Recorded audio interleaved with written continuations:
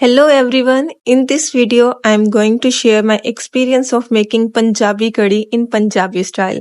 ये पार्ट मामा ने किया है। मामा ने लकड़ियों से आग जलाई और नेक्स्ट जो है कड़ी की बेस को इसके ऊपर पकाया।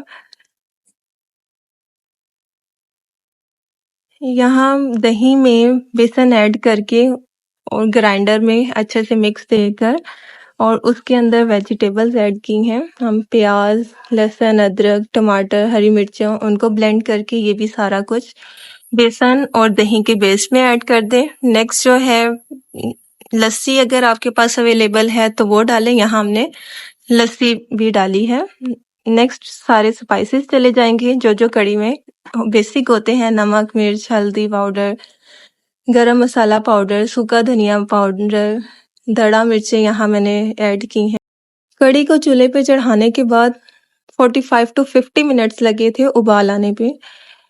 यहाँ जो है चम्मच को आप मसलसल हिलाते रहें ताकि कोई भी गुठलियां ना बने। ये स्टेप बहुत इम्पोर्टेंट है और लकड़ियों को साथ साथ एडजस्ट करते रहे थे।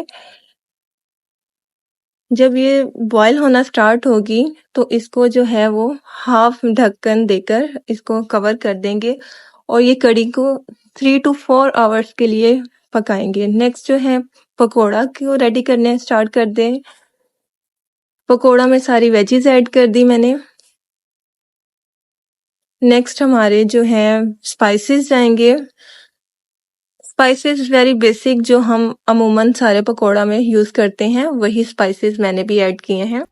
खाने में ये चंद सौगात जैसे कि कड़ी, साग, इनको जब लकड़ियों पे बनाया जाए तो इन खानों का मज़ा दोबाला हो जाता है। लकड़ियों पर 3 से 4 घंटे पकने के बाद कड़ी का जो लाजवाब टेस्ट आता है उसको वर्ड्स में डिस्क्राइब करना बहुत मुश्किल है। कड़ी टाइम टेकिंग है, इसको पकाने में टाइम तो लगता है बट हम जैसे देसी लोग खाने के लिए इतनी मुशक्कत तो कर सकते हैं। यहाँ मैं पकोड़े प्रिपेयर कर रही हूँ। जब सारे पकोड़े प्रिपेयर हो जाएंगे तो इसको कड़ी में ऐड करना है और ये उस स्टेज पे जाएगा जब हमारी कड़ी की जो बेस है वो बिल्कुल रेडी हो जाएगी। उसके बाद पकोड़े ऐड करने के बाद हमने इसका जो है तड़का रेडी किया। तड़का भी वेरी बेसिक, जिस तरह आप अपने टेस्ट के अकॉर्डिंग चाहते हैं वैसा प्रिपेयर करें। नेक्स्ट हमारा लास्ट स्टेप गार्निशिंग का था और यकीन जाने इतना ज़बरदस्त टेस्ट आएगा लकड़ियों पे पकने के बाद और ये सारे लवाजमात ऐड करने के बाद कि इसको डिस्क्राइब नहीं किया जा सकता। Must try this recipe.